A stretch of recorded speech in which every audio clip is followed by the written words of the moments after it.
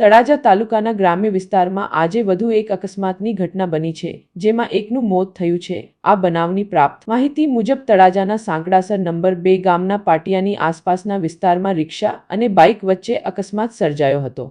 આ અકસ્માતની ઘટનામાં વિપુલભાઈ હિંમતભાઈ ભટ્ટ રહે ગામ ટીમાણાને ગંભીર ઈજાઓ પહોંચતા તેમને 108 મારફતે તળાજા સરકારી હોસ્પિટલમાં ખસેડવામાં આવેલ, જ્યાં ફરજ પરના તબીબે તપાસીને મૃત જાહેર કરતા પરિવારજનો અને અન્ય ગ્રામજનોમાં શોકનું મોજું ફરી વળ્યું હતું।